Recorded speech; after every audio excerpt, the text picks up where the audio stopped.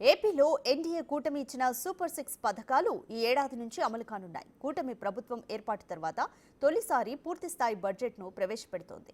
ఈ నెల 28న ఉభయ సభల్లో 2025-26 వార్షిక బడ్జెట్ను ప్రవేశపెట్టేందుకు రాష్ట్ర ప్రభుత్వం సర్వం సిద్ధం చేసింది. 24 నుంచి ప్రారంభం కానున్న అసెంబ్లీ సమావేశాలతో చంద్రబాబు రివ్యూ నిర్వహించారు. బడ్జెట్కు తగ్గ కేటాయింపులతో మంత్రి పర్యావుల కేశవ్ ఆర్థిక శాఖ ఉన్నతాధికారులతో చర్చించారు. సంక్షేమ పథకాలు ఇటు అభివృద్ధి కార్యక్రమాలను సమన్వయం చేసుకుంటూ బడ్జెట్ కేటాయింపులు చేయడం సర్కార్కు పెను సవాల్గానే మారింది. ఈ సవాళ్లను అధిగమించాల్సిన అంశాలపై అధికారులకు సీఎం చంద్రబాబు దిశానిర్దేశం చేశారు.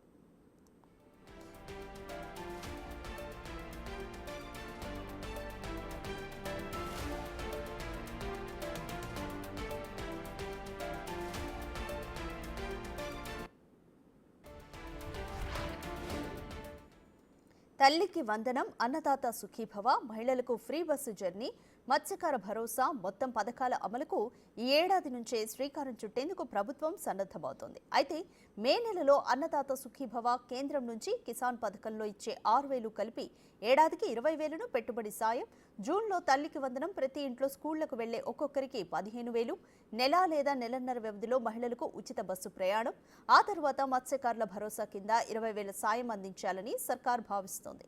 మరోవైపు ఉగాది నుంచే ఉచిత బస్సు ప్రయాణం అమలయ్యే అవకాశాలున్నట్లు తెలుస్తోంది.